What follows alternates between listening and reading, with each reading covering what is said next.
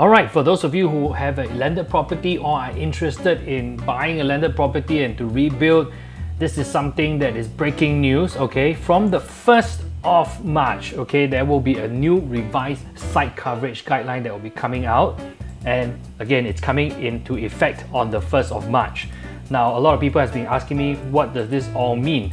Okay, essentially what is going to happen is that they are introducing a 2-tier coverage control as compared to the previous simplified site coverage control. Okay, so let me explain a little bit more. The previous control, okay, bungalows have 50% site coverage that is allowed, and good class bungalows have 40% site coverage that is allowed. Now that was very simple, right? So 50% and 40%. Now, what they're introducing now, there's one tier called the overall control. Now that is actually tabulated the same way as before. So all the roof eaves, etc. will be calculated in or any structure that is 1 meter above ground. Now bungalows, okay, so what's the difference here? It remains the same at 50%. So big sigh of relief, right? And good class bungalows increase from 40% to 45%. Now we're talking about this outline, okay? Then we have another tier of site coverage control that is introduced, and it is called the sub-control. Now what does this mean? So of course, they have further clarified that it is measured up to external facade, including balconies, planters, bay windows, and roof terraces, and 50% of the carport roof. Okay, so this is something new.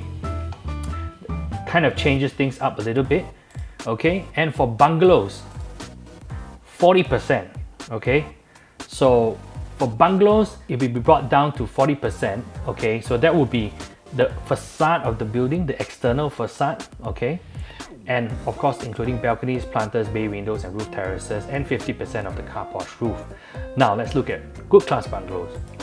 Good class bungalows, okay, at 35%. So as you can see, the number, okay, there is a change. For bungalows, detached houses, it's from 50% to 40%, and good class bungalows from 40% to 35%. Now, of course, these are all a description. Now let's take a look. I've done a few case studies to see how it actually impacts, your potential house.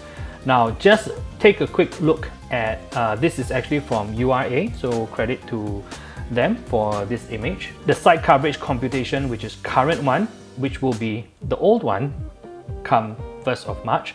The computation includes building structures that protrude more than 1 meter from the ground. So essentially any structure that is above 1 meter.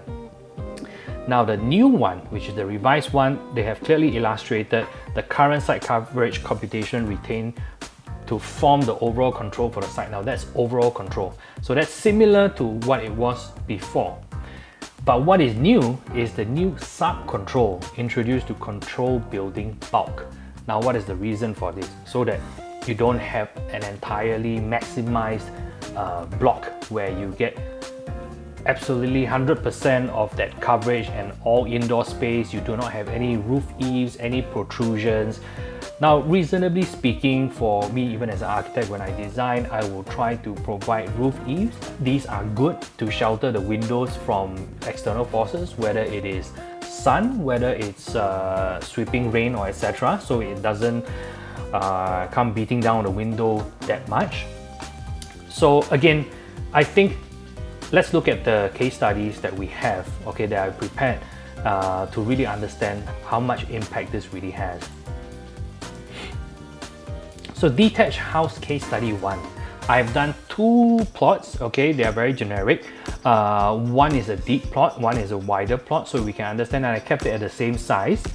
Okay, so the plot width and depth are all indicated here. Okay, the plot size I've kept it to the same, which is at 540 square meters, and at 50% site coverage you are at 270 square meters on both plots. Okay, so let me just show you an example. Okay, obviously the building has to start after the 7.5 meters setback, and you would like to cater some space for the carport roof. Now what I'm able to kind of sensibly get from here is that there is a car porch roof of the same size for both plots, and then the remaining space is for the building itself. Now what we are able to achieve here is an indoor area of 245 square meters and a car porch area of 25 square meters, adding to a total of 270 square meters. Now this is taking into example that an individual does not want any roof eave at all and are really maximizing this indoor space. Okay, so again, this is what we're considering over here. Now, let's look at what happens when this two-tier control comes in. Now, the sub-control, okay, includes up to the facade, which is indicated in the blue line, and inclusive of 50% of the car porch roof.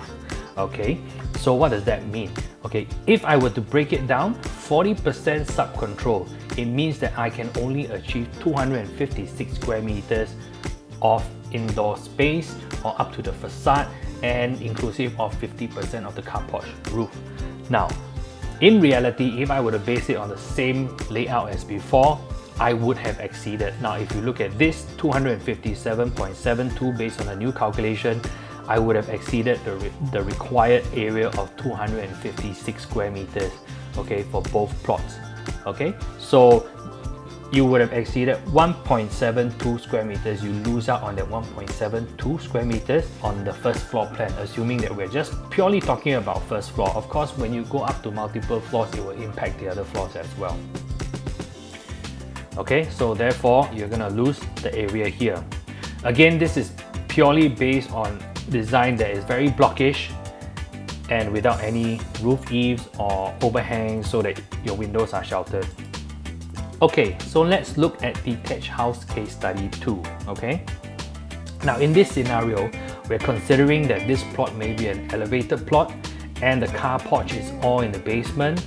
You could be driving into the basement directly from street level, and the entire first floor area that is possible to be built up is all indoor space. Okay, so we are achieving a maximum of 270 square meters indoor space for both plots.